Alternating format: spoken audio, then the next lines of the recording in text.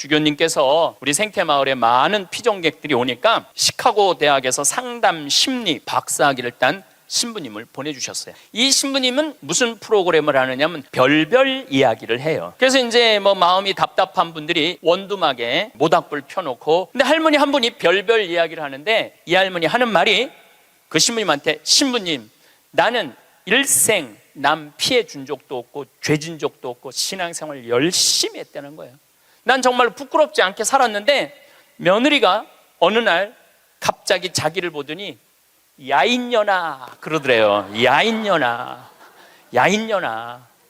아, 내가 무슨 죄를 졌다고 며느리한테 그 소리를 들어야 되느냐고. 나는 억울해 죽겠다고 1시간 반을 하소연을 하더래요. 내가 그 얘기를 듣고 우리 상담 소장 신부님한테 그랬어요. 그 할머니가 정말로 모르는 게 하나 있다. 그 할머니가 정말로 잘못한 거는 안 죽고 오래 사는 게 잘못한 거다. 그 할머니의 잘못은 안 죽은 거다. 안 죽은 거.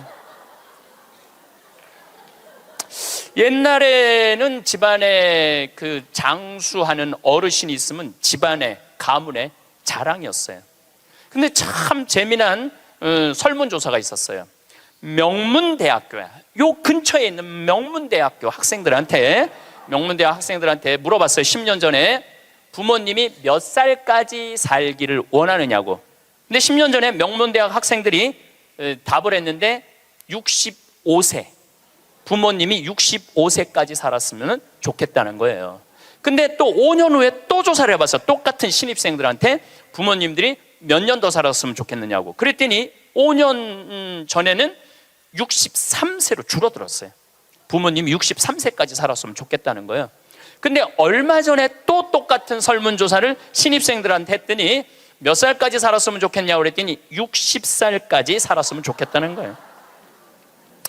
다시 말해서 여기 계신 여러분들은 다 죽어야 돼. 애들의 바람이라면은 다 죽어야 돼. 그런데 부모님 생각하고 자식 생각하고는 너무너무 다른 거예요. 부모님은 손자도 보고 싶고 증손자도 보고 싶고, 그런데 자식들은 다 키웠고 할 일 다 했으니까 죽어라 이거예요. 죽어라. 세상은 너무나 많이 변하고 있어요. 그런데 누가 세상의 변화를 못 읽느냐면 여기 계신 50대, 60대, 70대 되신 분들이 세상이 어떻게 돌아가는지 모르고 있는 거예요. 그게 큰 문제라는 거예요. 그걸 세상이 돌아가는 걸 알면 대처를 할 텐데 세상 돌아가는 거에 대해서 알지를 못하니까 야인년아 이 소리를 듣는 거예요. 그러니까 여러분들 며느리한테 야인년아라는 소리 안 들으려면 어떻게 하면 좋아? 아니지, 죽으라는 얘기가 아니야. 죽으라는 얘기가 아니라 자식하고 같이 살 생각을 처음부터 하지 말아야죠. 왜 자식하고 같은 집에서 살아요? 그러니까 그런 마음으로 인생을 바라봐야 된다는 거예요. 제가 지난 7월 22일 날 아프리카 잠비아에 선교 봉사를 떠났습니다. 한국에서 인천공항에서 홍콩 들르고 홍콩에서 남아프리카 공화국 요한네스버그 공항에 가서 또 거기서 비행기를 갈아타고 잠비아까지 가는데 26시간이 걸렸어요. 26시간. 많은 분들은 이야 그러는데, 내가 만약에 1000년 전에 한국에서 잠비아를 갔다면은 1년이 걸려도 못 가요. 1년이 걸려도. 아마 제 생각에는 가다가 죽었을지도 몰라요. 가다가. 그런데 그런 아프리카 잠비아를 저는 벌써 8번을 갔다 왔어요. 그러니까 8번을 갔다 왔다는 얘기는 지난 1000년 전 사람들은 상상도 못할 만큼 빠르게 산다는 거죠. 교통적인 면에서. 그리고 보름 동안 잠비아 신학교 수녀원 짓는 거 일을 하고, 그 다음이 미국 강의가 있었어요. 또 다시 잠비아에서 비행기를 타고 요한네스버그 공항에 와서 15시간 비행기를 타고 뉴욕으로 갔어요. 또 뉴욕에서 최종 목적지 LA까지 6시간 비행기를 타고 갔어요. 그것 또한 26시간이 걸렸어요. 26시간이 걸렸는데 벌써 이제 지구를 한국에서 출발해 갖고 거의 3분의 2바퀴를 도는 거잖아요. 그래서 미국에서 뭐 LA, 시카고, 텍사스, 덴버, 멤피스, 최종은 다시 동부 아틀란타에 가서 강의를 하고 다시 13시간을 타고 한국으로 돌아왔어요. 지구를 한 바퀴 딱 도는데 걸리는 시간은 3일이에요. 3일. 지구를 한 바퀴 도는데 걸린 시간이 3일이에요. 1000년 전에는 지구가 그렇게 동그란지도 몰랐어요. 1000년 전에는. 돈다는 건 상상도 못했고, 아마 배 타고 많이 돌았겠죠. 배 타고 돌았으면은 아마 거의 죽었을 거예요. 그런데 이렇게 제가 지구를 한 바퀴씩 매번 도는 게 벌써 한 5번 정도 이렇게 돌았어요. 그러니까 옛날 사람들에 비하면은 나는 엄청나게 빠른 속도로 살고 있는 거죠. 여러분들 서울에서부터 부산까지 KTX로 얼마가 걸려요? 2시간 반 걸려요. 앞으로 조금 무슨 기차가 나오면 30분 걸린대요. 30분. 부산에서부터 옛날에 한양까지 오는데 걸린 시간은 한 달이었다고 그래. 한 달. 야, 옛날에 한 달 걸리는 걸 2시간 반 만에 가는 거예요. 그런데 뭐가 그렇게 조급해갖고 1초도 못 기다리고 빵빵거리고 속력 내고 그런 거 보면은 현대인들이 엄청난 혜택을 누리고 있으면서도 많은 걸 뺏기는 것 같아요. 저는 요즘 운전을 할 때 거의 과속을 하지 않아요. 요즘은 내비게이션으로 여기 딱 찍으면은 평창에서부터 삼성산까지 2시간 반 정도 걸려요. 그러면 한 30분 전에 오면은 그냥 또 요즘 차가 좋아갖고 크루즈라는 걸 걸어놓으면 앞차고 간격을 자기가 알아서 뭐 껴드는 차들은 다 껴줘요. 추월하겠다는 차는 다 추월하고. 근데 예전에는 나도 급하게 다닐 때는 운전이 스트레스가 많았어요. 근데 껴줄 거 다 껴주고 양보할 거 다 양보하고 그냥 앞차 따라오니까 운전이 그렇게 편안하더라고요. 여러분들도 너무 급하게 살지 마세요. 급하게 안 살아도 옛날 사람들보다는 제가 보기엔 1000배 빨리 살고 있는 거예요. 급할 게 하나도 없더라고요. 근데 교통보다 더 무서운 변화가 있어요. 교통보다 통신이에요. 통신. 1960년대는 여러분들 집에 무슨 전화기가 있었죠? 돌리는 다이얼 전화기가 있었죠? 네.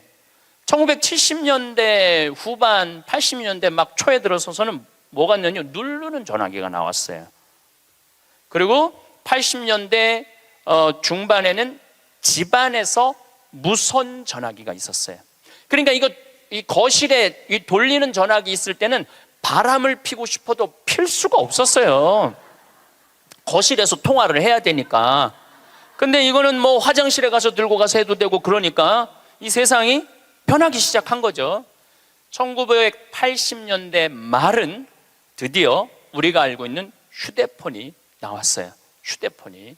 이제 집 밖에서도 전화를 할 수 있는 세상이 된 거죠. 그리고 우리나라에서는 각각 나라마다 다르는데 2009년에 본격적으로 스마트폰이 나왔어요.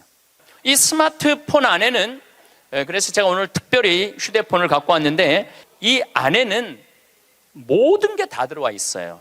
이걸로 내 차 시동도 걸을 수 있고, 이걸로 텔레비도 볼 수 있고, 동영상도 볼 수 있고, 음악도 들을 수 있고, 인터넷도 할 수 있고, 유튜브도 볼 수 있고.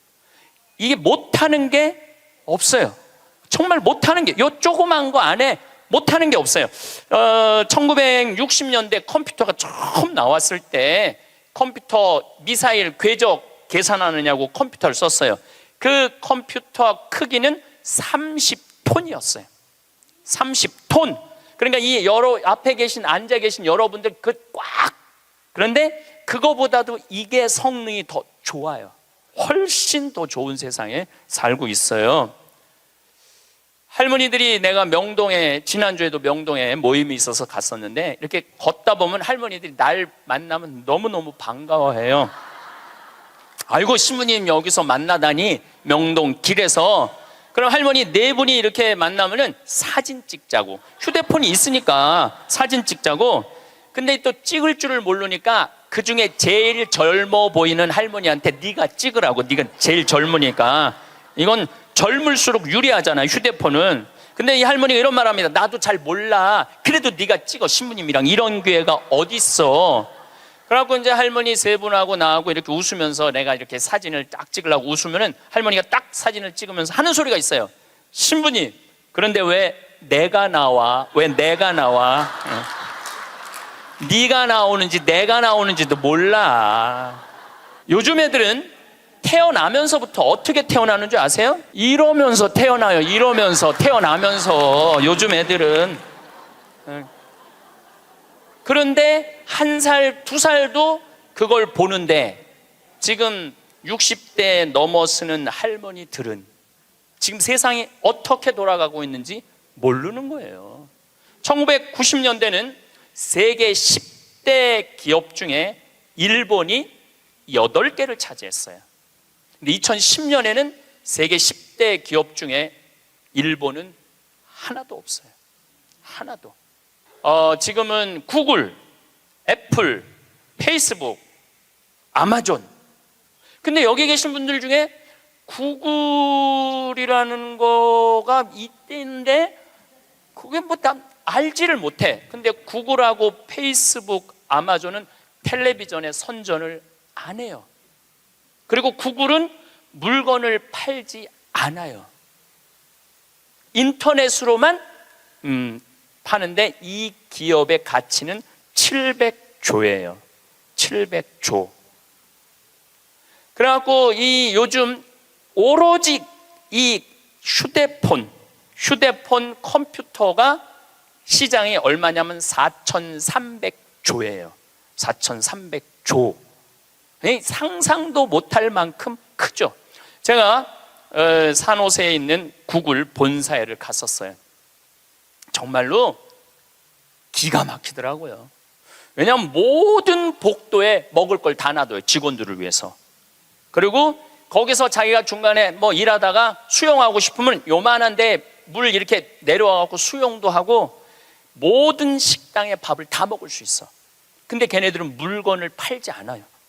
그런데도 어마어마한 돈을 벌어요. 그게 뭐 때문이냐면 컴퓨터, 휴대폰 때문에 그래요. 세상은 너무나 많이 변하고 있죠. 제가 논문을 쓸 때 타자기로 논문을 썼어요. 근데 딱 신부가 되니까 286 컴퓨터, 386 컴퓨터, 486 컴퓨터, 586 컴퓨터, 메가 컴퓨터, 기가 컴퓨터가 나왔어요. 그때는 막 이만한 건데 요즘은 요만한 컴퓨터로 나와요. 제가 왜 이런 말씀을 드리느냐 하면 50살 이상부터는 컴퓨터에 대해서 깜깜해요. 휴대폰에 대해서 깜깜해요. 세상은 컴퓨터, 휴대폰 세상으로 살아가고 있는데 여기 계신 분들은 깜깜이로 살아가는 거야. 깜깜이로 살아가는 거예요. 그런데 문제는 뭐 그런 거 있어도 무슨 문제야. 그냥 살면 되지. 그런데 깜깜한 상태로서 몇 년을 살아야 되느냐 하면은 50년을 더 살아야 돼요. 깜깜한 상태에서 50년을. 제가 왜 비행기 얘기도 하고 휴대폰 얘기도 했느냐 하면 세상은 너무나 많이 변하고 있어요. 그런데 아마 2040년에는 아마 제 생각에는 아이를 거의 낳지 않을 거예요. 2040년이 되면은 아이들을 안 낳아요. 왜 아이들을 안 낳느냐면 지금 대한민국의 애들 고통스러워요, 안 고통스러워요? 공부하느냐고 고통스럽죠? 경쟁하느냐고 고통스럽죠? 그러니까 애들을 세계에서 가장 애를 안 놓는 나라에 이유가 있는 거예요. 애들이 고통스러우니까 너무너무 고통을 겪으니까 또 지금 애를 안 낳는 30대 40대들은 자기네들이 그렇게 고생을 했으니까 내 자식이 이 세상에 태어나갖고 그 경쟁 속에 애를 키우고 싶지 않은 거예요. 그래서 애를 안 낳는 거예요. 2030년, 40년. 그러니까 지금 여러분들은 자식이라도 낳고 자식한테 투자라도 하지만은 2030년, 40년 되면 아예 자식을 안 낳을 거라는 얘기예요. 지금 대한민국은 저출산 때문에 이 민족이요, 애를 안 낳으면 민족이 사라지게 돼 있어요. 그러니까 이 대한민국의 존재 자체가 걸려 있는 거예요. 이게 정말 보통 심각한 문제가 아니에요. 그러니까 애를 많이 낳는 유일한 방법은 국가에서 대학까지 등록금을 대주는 거예요. 국가에서 대학까지. 아니 근데 이게 불가능한 얘기가 아니고 유럽은 대학까지 다 국가에서 등록금을 내줘요. 심지어는 박사학위까지 내주는 나라들도 있어요. 국가가 책임지면은, 여러분들 국가가 등록금 다 대주면은 여러분들은 훨씬 짐이 가볍죠. 그리고 노후 대책도 준비할 수 있고 국가가 다 대주니까. 또 애를 많이 낳게 하려면은 국가가 뭐도 해야 되느냐면은 할머니 할아버지들한테 연금도 다 보줘야 돼. 연금도 지금 20만 원 40만 원 주잖아요. 그거 80만 원 90만 원까지 올려야 돼. 80만 원 90만 원까지 올릴 수 있어요. 여기 그러니까 내가 답답하다는 거예요. 그걸 어떻게 주느냐고. 우리나라 경제 규모에 있는 나라들은 다 80만 원 90만 원 줘요. 지금 다른 나라들은 80만 원 90만 원 다 줘요. 누구한테 돈 뺏어서? 기업하는 사람들한테, 돈 많은 사람들한테 뺏어서 국민들한테 주는 거예요. 그래야지 국가가 살아나는 거예요. 얼마 전에 하와이에서 우리 할머니들 25분이 평창으로 1박 2일 피정으로 왔어요. 피정하고 그 다음에 어디로 가? 제주도로 가서 전주로 갔다가 서울 가서 다시 하와이로 간대요. 그러면은 그 할머니들이 그렇게 비행기 값 내고 그렇게 뭐 일주일, 2주일 한국에 여행 오는 이유가 뭐냐면, 하와이는 다른 미국보다, 하와이하고 알래스카는 연금을 많이 줘요. 거의 90만 원, 100만 원, 뭐 110만 원까지 준다고 그러는 것 같아요, 하와이는. 근데 이 할머니들이 돈을 안 쓰고 가만히 있어갖고 통장에 3만 달러가 넘잖아요. 그러면 다음에 연금을 줄여요. 이 할머니는 돈이 필요 없나 보다. 그래갖고 연금을 줄여. 그러니까 이 할머니들은 돈이 나오면 그거 모아갖고 다 써야 돼. 근데 미국에 간 우리나라 하와이 할머니들도 이제 똑똑해갖고, 그런 할머니들도 있지만 자식들한테 돈 안 줘요. 그거 다 써갖고 다 써. 그러니까 한국도 출산율을 높이는 방법은 뭐냐 하면은 애들 등록금 다 대주고, 그 다음에 할머니들 할아버지들 연금 다 대주면은, 아니 애 낳으면 국가에서 등록금 대주고 그 다음에 늙으면 국가에서 용돈 주는데 애를 안 낳을 이유가 뭐가 있어? 애가 얼마나 사랑스러운데. 애기가 사랑스럽지 않아요? 아주 쉬운 일이야. 우리가 이 자본주의 국가, 민주주의 국가에서 돈을 아낀다고 이게 국가가 돌아가는 게 아니에요. 옛날에 못 먹고 못 살 때는 아껴야지. 근데 지금 대한민국은 돈이 흘러 넘쳐요. 돈이 흘러 넘쳐요. 이거를 골고루 온 국민들한테 다 보내야 돼. 근데 첫 번째 보내는 건 교육비 전액 국가가 부담하는 거예요. 두 번째는 할머니 할아버지들 국가가 책임지는 거예요. 그러면은 나라는 잘 돌아가게 있어요. 죄도 없어지고 범죄도 없어지고. 학교는 그럼 어떻게 해야 되느냐? 학교 가서는 공부 가르치면 안 돼요. 경쟁을 가르치면 안 되고, 사랑하는 방법, 이웃을 배려하는 방법, 협동하는 방법, 재미있게 사는 방법, 노래하고 춤추고 놀이를 가르치면은 대한민국은 정말로 행복한 나라가 될 거예요. 근데 우리는 경쟁만 앞세우는 거예요. 1등만 앞세우는 거예요. 그래서 애들이 참 착하잖아요. 그리고 순한 애들한테 뭐라 그러냐면, 너 그렇게 착해 빠져갖고 어떻게 이 세상을 살라 그래? 너 독하게 마음 먹고 살아야 돼, 세상. 그러니까 계속 독해라고 그러니까 애들이 중학교, 고등학교만 되면 독해져 있어. 애들이 독해져 있어요. 이게 지금 대한민국이 뭐가 잘못된 거죠. 이제 앞으로 20년, 30년 후에는 우리가 굳이 공장에 가서 일하지 않아도 돼요. 왜냐하면 누가 다 할 거냐면 로봇가 다 해요. 그러면은 앞으로 20년, 30년 후에 대한민국이 행복하려면 어떻게 해야 되냐면, 국민들이 뭐에 정통해야 되냐면 인문학에 정통해야 돼. 인문학이라는 건 뭐냐면은 인간의 가치는 뭐고, 어떻게 살아야 되고, 어떻게 잘 죽어야 되고, 그 높은 정신적인 수준이 있으면은 서로 나누고 사는데 별 문제가 없다는 거예요. 앞으로는 컴퓨터가 우리 반 이상은 해요. 우리 살아가는 거 반 이상은 컴퓨터가 해요. 지난번에 알파고하고 우리 이세돌하고 바둑 둔 거 아시죠? 네. 4승 1패.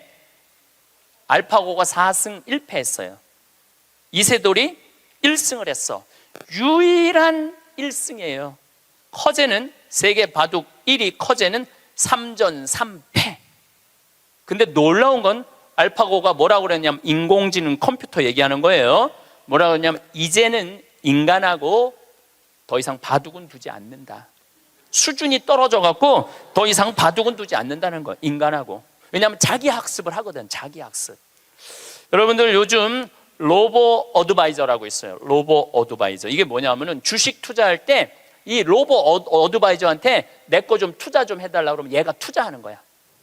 근데 이 로보 어드바이저가 투자를 하면은 평균 수익률이 3에서 5%래요. 거의 돈을 날리는 경우는 없대. 그러니까 사람이 분석하는 것보다 누가 분석하는 게 커? 로봇가 분석하는 게 큰 거예요. 그러니까 이 세상이 완전히 새로운 세상으로 넘어가는 거죠. 우리 주위에는 누구라는 인공지능 컴퓨터가 이제 들어왔어요. 우리 집에. 누구라는, 얘가 뭐를 하느냐면 영화도 보여주고 음악도 틀어주고 에어컨도 틀어주고 은행 업무도 봐줘요. 기가 막힌 거예요. 대화도 해주고 주인님 일어나시라고 그러고. 그러니까 이제는 앞으로는 제가 보기엔 2040년에 가면은 결혼도 하지 않을 거예요. 결혼도. 아이를 안 낳는 게 문제가 아니라 아예 결혼을 하지 않을 거예요. 2009년에 라스베가스에서 로봇 전시회를 했는데 록시라는 여자 컴퓨터가 나왔어요. 근데 키가 1m 70, 몸무게가 54kg. 그리고 이 고무 합성 재질로 해갖고 만지면은 여자 피부 만지는 기분이 들어요. 근데 문제는 얘는 오르가즘도 느끼는 거예요. 그러니까 굳이 이제 결혼 안 해도 돼. 아니 왜 굳이 머리 복잡한 여자하고 살아? 아니 같이 잠자리도 해주는 로봇 록시가 나왔는데, 근데 이게 가격이 얼마냐면 1,000만 원이야. 1,000만 원. 근데 앞으로 싸기도 싸죠. 싸요. 그런데 지금 2009년에 이 전시회가 시작이 됐는데 제가 보기엔 2030년, 40년 되면은 거의 아내 역할까지 해주는 로봇가 나올 거예요. 그리고 성격도 고를 수 있대. 까칠한 여자를 고르고 싶으면 까칠한 여자를 고르고, 부드러운 여자를 고르면 부드러운 여자를 고르고. 근데 일본에서 2015년에 무슨 로봇가 나왔느냐면 아즈마 히카리라는 로봇가 나왔어요. 아즈마는 일본어로 나를 맞아주는 아내라는 로봇이야. 나를 맞아주는 아내야. 근데 놀라운 거는 이 아즈마는 취미는 애니메이션 감상이고 특기는 계란 후라이 만들기예요. 좋아하는 음식은 도너츠예요. 벌레를 매우 두려워하지만 열심히 일하는 사람을 위해서는 무엇이든지 도와주는 영웅의 여자야. 이 여자는 아침에 여보 일어나요, 출근해야죠. 남편을 깨워요.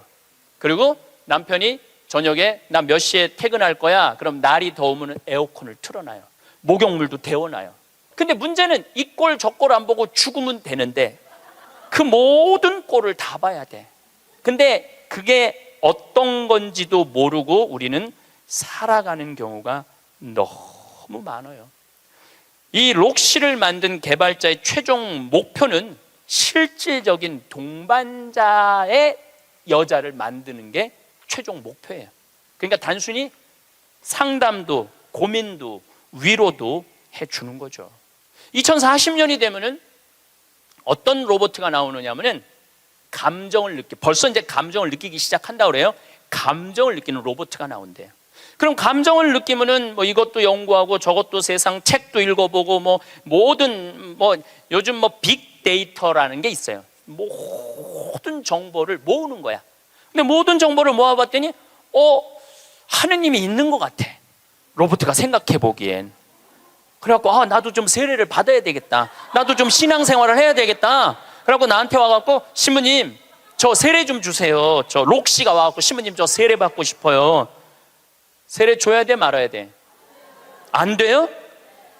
내가 너 세례 못 줘? 그러면은 얘가 이럴 거예요. 신부님 걱정하지 마세요. 우리가 세례 주는 로봇을 만들면 돼요. 세례 주는 로봇 만들면 돼요. 이게 굉장히 복잡한 이야기인데 이게 진화의 한 과정이에요. 우리가 무슨 뭐 네안데르탈인, 무슨 뭐 호모사피엔스, 크로마뇽인, 이게 다 진화되면서 우리가 됐잖아요. 그럼 우리가 또 진화를 해갖고 그런 DNA 조작 인간, 이 DNA 조작 인간도 제가 언제 얘기를 했냐면 1997년부터 얘기했어요. 앞으로는 DNA 조작 인간이 나올 거라고. 3D 컴퓨터 얘기는 많이 들어봤죠? 네, 그게 그 3D 컴퓨터가 자가용도 찍어내고 권총도 찍어내고 다 찍어내요. 근데 뭘 찍어냈느냐면 콩팥을 찍어냈어. 콩팥을 찍어내갖고 콩팥 상한 10대 소년한테 그 콩팥을 집어넣어줬어요. 완전히 바꿔준 거죠, 콩팥을 3D 컴퓨터로. 근데 걔는 지금 거의 20살이 됐는데 레슬링 선수가 돼 있어요. 그러니까 옛날에 뭐 장기 바꾼다 막 그랬잖아요. 그게 이제 벌써 우리 앞에 와 있는 거죠. 제가 너무 앞서 나가는 것 같지만 지구를 3일 만에 한 바퀴 도는 세상에 우리가 살고 있어요. 지금은 4차 산업의 시대라고 그래요. 4차 산업의 시대. 1차 산업은 뭐냐면은 증기기관, 와트가 실린더 증기 막 보일러 막 끓여갖고 증기가 해갖고 실린더 피스톤 왔다 갔다 해갖고 증기기관. 그래서 증기기관 배, 증기기관 기차 뭐 이런 거 생긴 게 1차 산업이에요. 2차 산업은 에디슨이 전기를 발명했어요. 전기. 그래갖고 지금 이거 다 전기의 혜택 아니에요. 지금 우리가 전기 없으면은 한순간도 못 살 거예요. 여러분들 냉장고, 밥하는 거, 뭐 뭐든지 세탁기 다 뭘로 돌려? 전기로 돌려요. 그런데 1980년대부터 본격적으로 이제는 누구의 시대가 왔느냐면 컴퓨터 시대가 왔어요. 거기에 혁신적인 사람이 벌써 죽었지만 스티브 잡스라는 사람이에요. 이제는 컴퓨터가 이제 끝나갖고 인공지능이 와갖고 이제는 4차 산업의 시대로 접어들고 있어요. 4차 산업.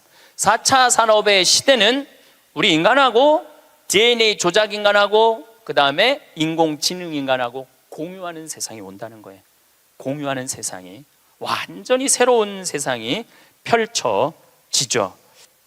그 며칠 전에 우리 동창 신부 25주년이라 미사 같이 봉헌을 했어요. 내가 너무너무 사랑하는 동창 신부라 분당에 가갖고, 근데 또 뭐 같은 신부님이 와갖고 얘기를 하는데 자기가 오스트리아 대사가 자기를 초청해갖고 오스트리아를 갔는데 아주 시골을 갔대요. 근데 할머니 여섯이서 커피를 이렇게 찻집에서 놓고 토론을 하는데 너무너무 진지하게 토론을 하더래. 근데 뭐 말을 못 알아들으니까 그 대사한테 물어봤대요. 저 지금 무슨 토론하는 거냐고. 할머니 한 분은 철학가의 얘기를 하고, 한 할머니는 음악에 대해서 얘기하고, 한 할머니는 미술에 대해서 얘기하고, 한 할머니는 지금 이 세상에 돌아가는 정치 얘기를 토론을 몇 시간씩 하고 앉아 있다는 거예요. 근데 그거는 저는 뭐 유럽을 다닐 때도 그렇고 미국을 다닐 때도 그렇게 토론한 할머니 할아버지들이 토론하는 모습을 많이 봐요. 또 자식 손자들한테도 그 깊은 얘기를 해줘요. 근데 대한민국의 할머니들을 이렇게 가만히 생각해 보면은 그렇게 토론을 할 수 있는 할머니들이 얼마나 있을까? 이거 물어보고 싶어요. 이제 그냥 밥 먹고 살고 밥 먹고 사는 세상은 지났어요. 이제 여러분들은 텔레비에서 말하는 인문학은 그 젊은 사람들 게 아니고 배운 사람들 게 아니야. 바로 여기 계신 여러분들 거예요. 그래서 인문학 강의, 근데 사실 여기 오신 분들은 아무 문제가 없어. 강의 들으러 여기 왔잖아요. 이 긴 시간 뭔가 듣는 여러분들은 정신이 깨져. 정신이 깨요. 근데 듣지도 않고 변화에 대해서 들여다보지 않는 분들은 참 답답한 거예요. 그 시대는 변하는데 나만 안 변해. 그 시대는 변하는데 나만 안 변하는 사람들을 내가 이번에 미국 가서 보고 왔어요. 미국에 가보니까 70년대 이민 간 분들은 70년대 한국만 생각해. 80년대 이민 간 분들은 80년대 한국만 생각해. IMF 때 쫄딱 망했을 때 이민 간 분들은 그때만 생각을 해. IMF 우리가 탈출한 지가 얼만데. 그러니까 70년대 이민 간 분들 얘기를 들어보면 폰이 미국으로 수출했거든요. 그러면 미국의 길에 서 있는 건 다 폰이라는 거야. 그거 무슨 깡통 찌그러뜨려갖고 포니를 만들어갖고 수출을 했다고 그래요. 그러니까 자기는 한국차 안 산다는 거예요. 근데 포니 만든 지가 언젠데 아직 포니 얘기를 해. 한국에 포니도 없는데. 그리고 내가 우리나라 차들을 타보면은요, 벤츠, BMW 부럽지 않아요. 정말로 차 잘 만들어요. 그런데 70년대 생각만 하는 거예요. 들여다볼 기회가 없으니까. 한국에 30년 동안 안 와봤으니까 그때 얘기만 하는 거예요. 또 이번에 시카고 강의를 갔는데 시카고는 눈이 많이 온대요. 근데 이 시카고는 눈이 오면은 눈 떨어지기 전에 제설차가 기다리고 있다가 눈이 떨어지면 다 친대. 내가 강원도 산다니까 강원도는 제설차가 2대밖에 없지만은 우리는 눈 떨어지기 전에 다 친다는 거예요. 그분은 80년대 이민 간 분이에요. 제가 강원도 평창에서 살잖아요. 평창도 요즘 눈 떨어지기 전에 제설차 기다리고 있다가 떨어지기 전에 다 쳐요. 염화칼슘 뿌리고. 제가 12월 달에 매일 강의 나오잖아요. 거기 눈 많이 와요. 그러면은 새벽에 보면 다 눈 치는 소리가 들려요. 그러면은 운전하고 나오는 거예요. 그러니까 모르는 거지. 들여다보질 않았으니까. 그리고 자기가 옳다고 고집 주장을 피는 거죠. 근데 가만히 내가 미국에 이민 가신 분들을 보니까 이분들은 미국 책도 안 읽고 한국 책도 안 읽더라고. 근데 미국에 이민 간 분들이 대개 경력을 보면 서울대 졸업한 분들 많아요. 영어 할 줄 알아야지 가잖아요. 그런데도 변화에 적응하지 않으니까 못 견디더라고요. 사람은요, 끝도 없이 공부를 해야 돼요. 제가 미국에 가서 이 얘기를 꼭 해요. 우리나라는 버스를 타고 가다가 앞에 데모를 해. 그럼 버스에 뭐라고 떠요? 목적지까지 제 시간에 못 갈 것 같다. 여기 내려갖고 지하철 몇 호선 여기 있으니까 타고 가면은 될 것 같다. 그런 자막이 떠. 그리고 내가 오는 내 차 기다리는 차가 그거 전부 다 뜨죠? 예. 미국은 상상도 못하는 일이에요. 미국은 나라가 커갖고 그렇게 할 수가 없어. 우리나라처럼 이 IT 기술이 잘 돼 있는 나라는 세계에서도 없어요. 다니면 얼마나 답답한지 몰라요. 다른 나라 다녀보면은. 저는 지금 총 60개 나라를 다녔고 미국을 벌써 10번도 더 왔다 갔다 하고 전 세계를 돌아다녀 보잖아요. 전 세계를 돌아다녀 보면 한국처럼 시스템이 잘 돼 있는 데가 없어요. 한국처럼. 요즘 이제 동계 올림픽 한다고 영동 고속도로를 다시 깔았거든요. 제가 오늘도 이렇게 나오면서 이거는 고속도로가 아니야. 비단길이야. 얼마나 곱게 깔아놨는지 비단길이에요. 이런 도로를 가진 나라가 그렇게 많지 않아요. 미국도 도로 기가 막히게 잘 깔아요. 걔네들은 정말 상상도 못할 만큼 잘 깔아요. 미국 사람들. 그래도 이 영동고속도로만큼 비단길은 없더라고요.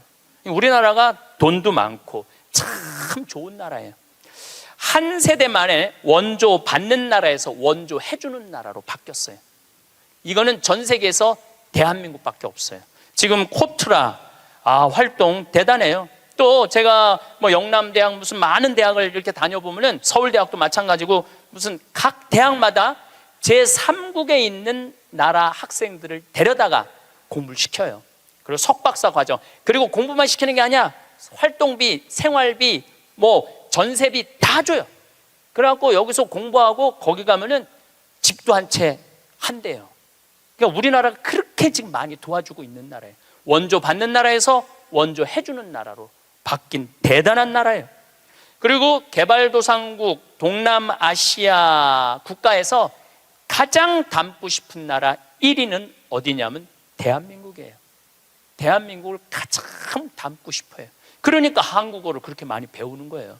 여기저기서 한국어를 많이 배우는 거예요. 아시아 국가 중에 민주주의도 1위예요. 미국이 민주주의 지수가 19위, 일본이 20위, 우리나라가 21위예요. 나는 내가 보기엔 미국보다 대한민국이 더 민주주의가 좋은 것 같아. 왜냐하면 경찰서에서 술 먹고 난동 부리고 의자 내던지는 나라는 대한민국밖에 없어요.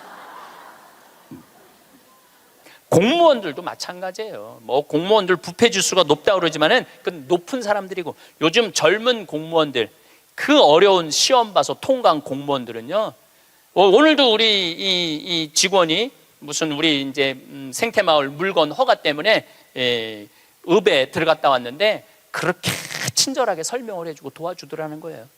근데 미국이나 뭐 유럽이나 가보면요, 공무원들이요 얼마나 고압적인데요. 기다리라고 그러면 일주일도 기다려야 되고 2주일도 기다려야 돼.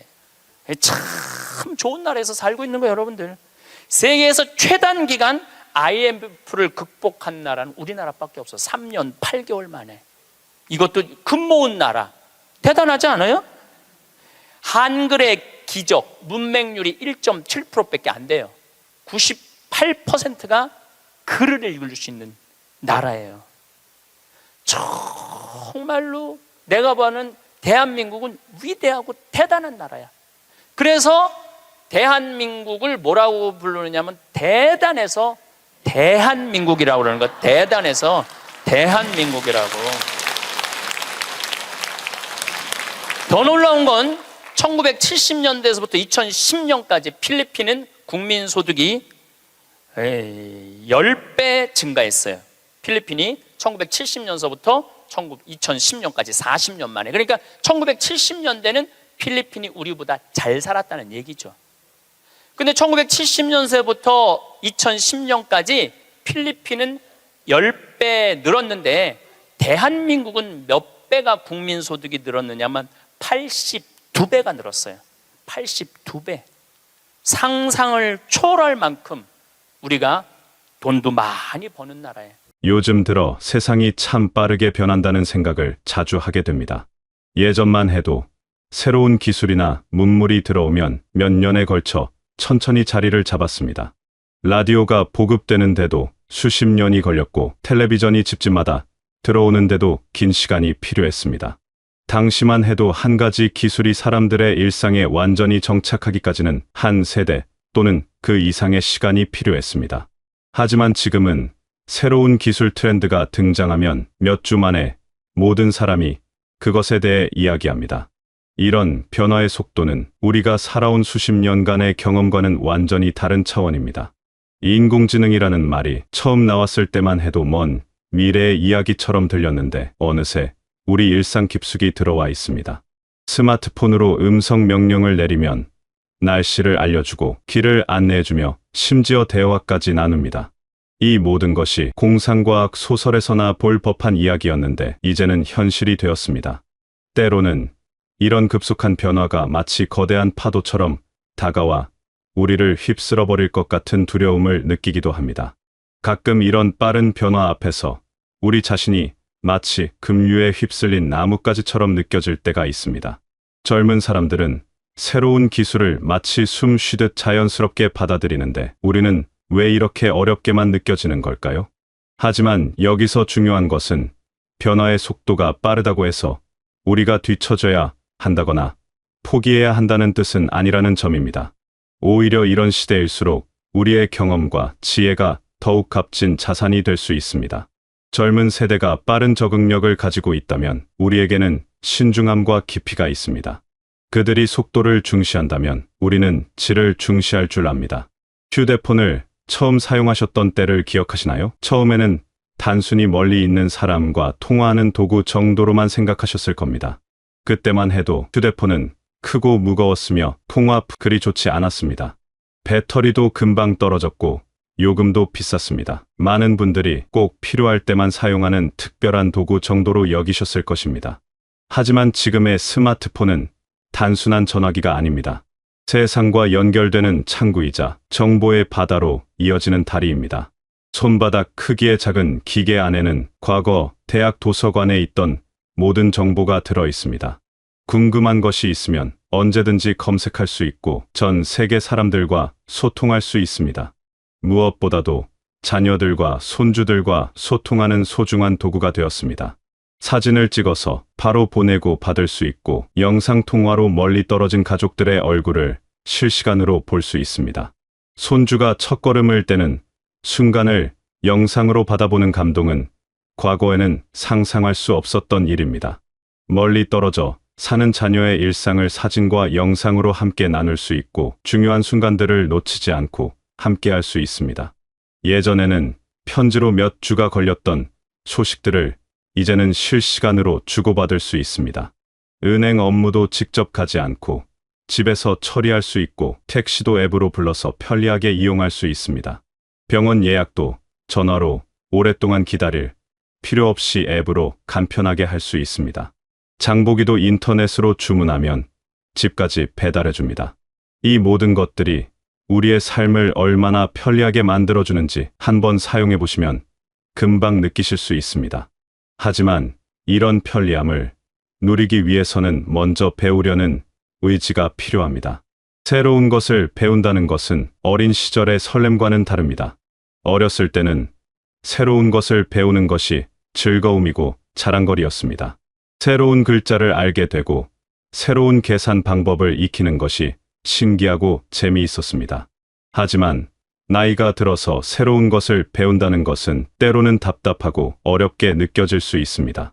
버튼을 잘못 눌러서 화면이 이상하게 나오면 당황스럽기도 하고 젊은 사람들처럼 빠르게 익히지 못하는 자신이 한심하게 느껴질 때도 있습니다.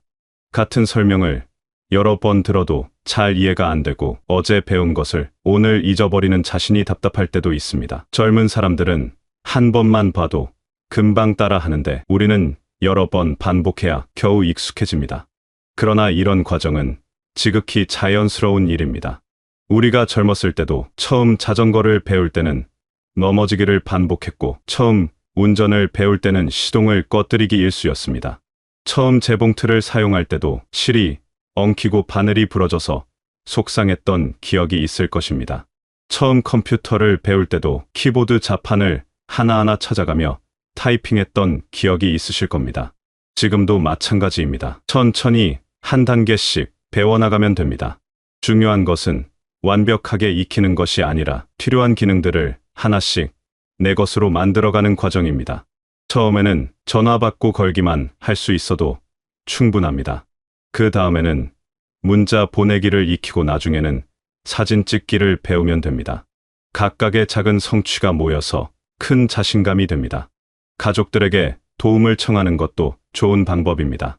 손주에게 스마트폰 사용법을 배우는 시간은 단순한 학습의 시간을 넘어서 세대 간의 소통과 이해가 깊어지는 소중한 시간이 됩니다. 처음에는 자존심이 상할 수도 있습니다. 평생 자녀들을 가르치고 이끌어왔는데 이제는 거꾸로 배워야 한다는 것이 어색하고 서운할 수 있습니다. 하지만 이것도 새로운 형태의 소통입니다.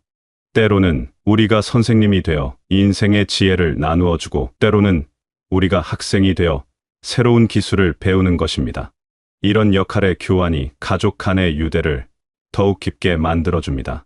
손주가 할머니에게 앱 사용법을 가르쳐주면서 할머니의 궁금증과 호기심을 이해하게 되고 할머니는 손주의 세계를 조금 더 깊이 들여다볼 수 있게 됩니다. 안타깝게도 요즘 세상에서는 기술에 뒤처진 사람들이 때로는 무시당하는 현실이 있습니다. 은행에서 인터넷 뱅킹 사용을 권유받지만 사용법을 모르면 마치 시대에 뒤처진 사람 취급을 받기도 합니다. 창구 직원이 바쁘다는 이유로 대충 설명하고 넘어가거나 아예 설명조차 해주지 않는 경우도 있습니다. 음식점에서 주로 메뉴를 봐야 하는데 사용법을 모르면 눈치를 보게 됩니다. 종업원에게 종이 메뉴를 달라고 하면 마치 번거로운 손님 취급을 받는 기분이 들기도 합니다. 이런 상황들이 반복되면 자연스럽게 움츠러들게 되고 세상으로부터 멀어지게 됩니다. 외출하는 것이 부담스러워지고 새로운 곳에 가는 것이 두려워집니다. 젊은 사람들로 가득한 카페나 음식점에 들어가는 것이 주눅이 들고 혹시라도 기계를 다루지 못해서 민폐를 끼치지 않을까 걱정하게 됩니다. 이런 마음이 계속되면 집 근처 익숙한 곳만 다니게 되고 점점 활동 반경이 줄어들게 됩니다. 더 안타까운 것은 나이 들어서 힘들다는 말로 아예 포기해버리는 경우입니다. 새로운 것을 배우는 것이 어렵다는 이유로 시도조차 하지 않거나 가족들에게만 의존하려고 하는 것입니다. 자녀들에게 모든 것을 부탁하고 스스로는 아무것도 하려 하지 않는 것입니다. 이런 의존적인 태도는 결국 가족들에게도 부담이 되고 자신의 자존감도 떨어뜨립니다. 물론 모든 것을 다 알 필요는 없습니다. 젊은 세대처럼 최신 기술을 모두 따라갈 필요도 없습니다. 하지만 최소한의 기본적인 것들은 알아두는 것이 자신의 존엄을 지키는 길입니다. 스마트폰으로 전화 걸고 받기, 문자 보내기, 사진 찍기 정도만 할 수 있어도 일상생활에서 많은 불편함을 덜 수 있습니다. 존엄이란 다른 사람에게 무시당하지 않고 스스로 당당하게 살아갈 수 있는 힘입니다. 이는 단순히 젊음이나 능력에만 의존하는 것이 아닙니다. 계속 배우고 성장하려는 자세에서 나오는 내면의 힘입니다. 나이가 들어도 새로운 것에 도전하고 익히려는 모습은 그 자체로 아름답고 존경스럽습니다. 80세든 90세든 새로운 것을 배우고 익히려는 사람에게는 자연스럽게 품격이 생깁니다. 주변 사람들도 그런 모습을 보면 함부로 대하지 못합니다. 나이가 많아도 계속 배우려고 하고 새로운 시도를 멈추지 않는 사람에게는 자연스럽게 경의를 표하게 됩니다. 반대로 나이를 핑계로 아무것도 하려 하지 않고 모든 것을 다른 사람에게 맡기려는 사람은 무시당하기 쉽습니다. 적극적으로 배우는 자세는 나이와 상관없이 누구나 가질 수 있는 마음가짐입니다. 완벽하게 익히지 못해도 괜찮습니다. 시행착오를 겪어도 괜찮습니다. 중요한 것은 포기하지 않고 계속 시도하는 것입니다. 그런 모습 자체가 주변 사람들에게 감동과 존경을 불러일으킵니다.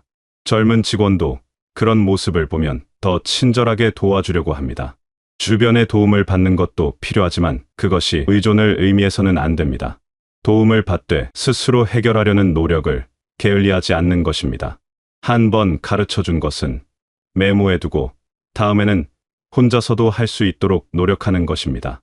이런 균형 잡힌 자세가 진정한 존엄을 지키는 방법입니다. 때로는 실수를 해도 당당하게 대처하는 것이 필요합니다. 기계 조작을 잘못해서 문제가 생겨도 당황하지 말고 차근차근 해결해 나가는 모습을 보이는 것입니다. 모르는 것이 있으면 부끄러워하지 말고 정중하게 물어보는 것입니다. 이런 자세가야말로 진정 품격 있는 모습입니다. 빠르게 변화하는 세상에서 때로는 기계와 로봇이 모든 것을 대신할 것 같은 불안감을 느낄 때가 있습니다. 하지만 기계가 아무리 발달해도 대신할 수 없는 것이 있습니다. 바로 인간만이 가진 따뜻함과 지혜입니다. 오랜 세월을 살아오면서 쌓인 경험과 통찰은 어떤 인공지능도 대신할 수 없는 소중한 자산입니다. 젊은 세대가 빠른 속도로 새로운 기술을 익히는 것은 맞지만 그들에게는 아직 부족한 것이 있습니다. 그것은 바로 인생의 깊이와 여유로움입니다. 우리는 급하지 않게 천천히 생각할 줄 압니다. 성급한 판단보다는 신중한 결정을 내릴 줄 압니다. 물질적인 것보다는 정신적인 가치를 소중히 여길 줄 압니다. 이런 것들은 기술이 아무리 발달해도 기계가 대신해 줄 수 없는 인간만의 고유한 영역입니다. 젊은 세대와의 관계에서도 우리만의 역할이 있습니다. 그들이 새로운 기술을 가르쳐주면 우리는 인생의 지혜를 나누어 줄 수 있습니다. 그들이 빠른 정보를 제공해주면 우리는 깊은 통찰을 제공해 줄 수 있습니다. 이런 상호보완적인 관계가야말로 진정한 세대 간 소통의 모습입니다. 무엇보다도 우리에게는 사람을 따뜻하게 대할 줄 아는 마음이 있습니다. 기계는 정확한 정보를 제공할 수 있지만 진심 어린 위로나 격려는 줄 수 없습니다. 사람의 마음을 헤아리고 공감할 줄 아는 능력은 여전히 인간만의 고유한 영역입니다. 변화를 거부한다고 해서 세상이 우리를 기다려주지는 않습니다. 하지만 그렇다고 해서 무작정 따라가려고 할 필요도 없습니다. 중요한 것은 열린 마음으로 변화를 받아들이되 우리만의 속도로 적응해 나가는 것입니다. 마라톤을 뛰듯이 자신만의 페이스를 유지하면서 꾸준히 나아가는 것이 중요합니다. 스마트폰 하나를 제대로 사용할 수 있게 되는 것도 큰 성취입니다. 인터넷으로 궁금한 것을 찾아볼 수 있게 되는 것도 의미 있는 발전입니다. 영상 통화로 멀리 있는 가족과 소통할 수 있게 되는 것도 삶의 질을 높이는 소중한 변화입니다. 이런 작은 성취들이 모여서 더 풍요로운 노후를 만들어갑니다. 새로운 기술을 익히면서 우리는 단순히 기계를 다루는 방법만 배우는 것이 아닙니다. 끊임없이 변화하는 세상에 적응하는 능력을 기르는 것입니다. 새로운 도전을 두려워하지 않는 용기를 키우는 것입니다.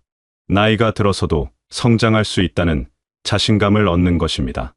이 모든 것들이 우리의 정신적 건강과 삶의 활력을 유지하는 데 큰 도움이 됩니다. 계속 배우며 세상과 소통하는 삶의 자세가 필요합니다. 나이는 단순히 숫자일 뿐입니다. 중요한 것은 마음의 나이입니다. 새로운 것에 대한 호기심을 잃지 않고 배움에 대한 열정을 포기하지 않는다면 우리는 여전히 젊은 마음을 가진 사람입니다. 70세든 새로운 것을 배우려는 의지만 있다면 나이는 장벽이 될 수 없습니다. 물론 쉽지 않을 것입니다. 때로는 좌절하고 포기하고 싶을 때도 있을 것입니다. 젊은 사람들처럼 빨리 익히지 못해서 속상할 때도 있고 같은 실수를 반복해서 답답할 때도 있을 것입니다. 하지만 그럴 때마다 우리가 지금까지 극복해온 수많은 어려움들을 떠올려 보시기 바랍니다. 우리는 격동의 시대를 살아왔습니다. 전쟁도 겪었고 가난도 이겨냈으며 자녀들을 키우며 온갖 시련을 극복해왔습니다. 자식들 교육시키기 위해 밤낮 없이 일했고 부모님을 모시며 가족을 돌보는 무거운 책임도 져왔습니다. 그 모든 어려움을 이겨내고 지금까지 살아온 우리에게 새로운 기술 몇 가지 배우는 것이 그보다 더 어려울 리는 없습니다. 오히려 이제는 그 어떤 시기보다도 배움에 집중할 수 있는 좋은 환경이 갖추어져 있습니다. 경제적으로도 안정되었고 시간적 여유도 있습니다. 자녀들도 다 자랐고 손주들과 즐거운 시간을 보낼 수 있는 나이가 되었습니다. 이런 좋은 조건에서 새로운 것을 배우며 더욱 풍성한 인생을 살아갈 수 있습니다. 스스로 존엄을 지켜나가는 방법은 결국 포기하지 않는 것입니다. 천천히라도 꾸준히 배워나가는 것입니다. 완벽하지 않아도 괜찮으니 조금씩이라도 발전해 나가는 것입니다. 그런 모습 자체가 주변 사람들에게 감동을 주고 스스로에게는 자신감을 줍니다. 나이가 들어서도 새로운 도전을 멈추지 않는 모습은 자녀들과 손주들에게 살아있는 교육이 됩니다. 우리는 지금도 충분히 가치 있는 존재입니다. 오랜 경험과 깊은 지혜를 가진 소중한 사람들입니다. 새로운 기술을 배운다고 해서 우리의 본질이 바뀌는 것은 아닙니다. 오히려 새로운 도구들을 활용해서 우리의 지혜와 경험을 더 많은 사람들과 나누고 더 풍성한 삶을 살아갈 수 있게 되는 것입니다. 기술은 도구일 뿐이고 그것을 어떻게 활용하느냐는 우리의 몫입니다. 변화하는 세상 속에서도 우리만의 자리는 분명히 있습니다. 그 자리를 지키고 더욱 빛내기 위해 오늘도 한 걸음씩 나아가시는 모든 분들께 진심으로 응원을 보냅니다. 여러분의 용기와 노력이 가족들에게는 자랑스러운 모습이 되고 사회에는 희망이 되며 후배들에게는 귀감이 되시길 바라겠습니다.